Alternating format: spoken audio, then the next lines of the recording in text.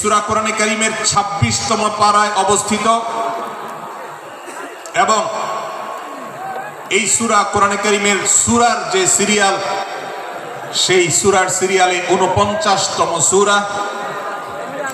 এই সূরার আয়াত সংখ্যা হলো 18।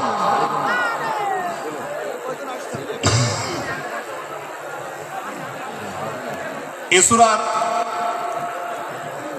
প্রথম থেকে পঞ্চম আয়াত পর্যন্ত প্রথম এই 5টি আয়াতে আল্লাহ রাব্বুল আলামিন তার প্রিয় নবী মুহাম্মদ মুস্তাফা সাল্লাল্লাহু আলাইহি ওয়াসাল্লাম, সবাই দরুদ পড়ি, সাল্লাল্লাহু আলাইহি ওয়াসাল্লাম।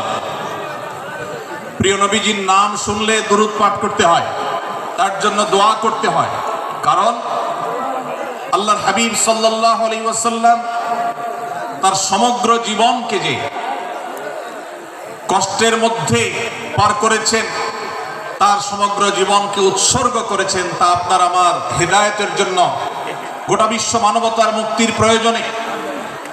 যিনি তার জীবনকে, যৌবনকে শেষ করে দিয়েছেন, তার সমগ্র জীবনে কখনো ভোগ উপভোগ এটিকে কখনো তিনি প্রশ্রয় দেননি, প্রাধান্য দেননি। দিনাতিপাত করেছেন অত্যন্ত কষ্টের সাথে, শত সহস্র বাধার সম্মুখীন হয়েছেন, শুধুমাত্র কিয়ামত পর্যন্ত আগত সকল মুসলিম নরনারীর কাছে যেন কোরআনের বার্তা পৌঁছে যায়, সবাই যেন হেদায়েত প্রাপ্ত হয়ে যায়, সবাই যেন মুক্তি প্রাপ্ত হয়ে যায়, সবাই যেন জান্নাতি হয়ে যায়, সবাই যেন জাহান্নাম থেকে মুক্তি লাভ করে। এই উদ্দেশ্যে তার সমগ্র জীবনকে তিনি উৎসর্গ করেছেন, আমাদের হেদায়েতের জন্য, আমাদের কল্যাণের পথে আহ্বানের জন্য, আমাদের জান্নাতে নেওয়ার জন্য। যার সমগ্র জীবনে কখনো ভোগ উপভোগকে প্রশ্রয় দেননি, কষ্টে নিপতিত হয়েছেন। তিনি চাইলে মক্কার রাজত্ব করতে পারতেন, তিনি চাইলে মক্কার সবচেয়ে ভোগী মানুষ হতে পারতেন, কিন্তু সেটা না করে তিনি যে ত্যাগের দৃষ্টান্ত স্থাপন করেছেন, প্রিয় নবী মুহাম্মদ সাল্লাল্লাহু আলাইহি সাল্লামের সেই অবদানের স্বীকৃতি স্বরূপ আমরা তার নাম যখনই শুনবো সাল্লাল্লাহু আলাইহি সাল্লাম বলে তার প্রতি আল্লাহর রহমত যেন, অনুগ্রহ যেন নাজিল হয় সেজন্য দোয়া করব। আল্লাহ তাআলা তার হাবিবকে রহমত এমনিতেই দান করবেন, আপনি আর আমি তার জন্য রহমতের দোয়া করার মধ্য দিয়ে আমরা সৌভাগ্যবান মানুষের কাতারে শামিল হতে পারবো। তো আমি যেটি বলছিলাম, সূরাতুল হুজুরাতের 1 থেকে 5 নম্বর আয়াত পর্যন্ত এই 5টি আয়াতে আল্লাহ রাব্বুল আলামিন প্রিয় নবী সাল্লাল্লাহু আলাইহি সাল্লামের সাথে আদব এবং শিষ্টাচারের শিক্ষা দিয়েছেন মানব জাতিকে।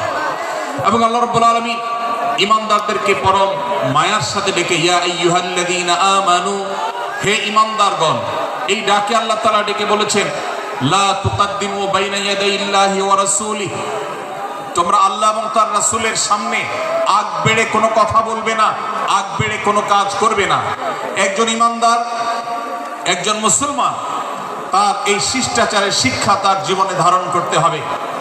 যখনই আল্লাহ কোনো কথা বলেছেন, আল্লাহ রাসূল সাল্লাল্লাহু আলাইহি সাল্লাম কোনো কথা বলেছেন, এটি নিশ্চিত হতে পারবো আমরা, তখন একজন ঈমানদার আর কখনো সেটার উপর কোনো কথা বলবে না, আগ বেড়ে কোনো কিছু করবে না, কোনো প্রকার সীমা লঙ্ঘন করবে না। ক্বালাল্লাহ ক্বালার রাসূল, আল্লাহ বলেছেন, আল্লাহ রাসূল বলেছেন, এটি শোনার পর সে তার আপাদমস্তককে সারেন্ডার করবে, সে নিজেকে আত্মসমর্পণ করবে।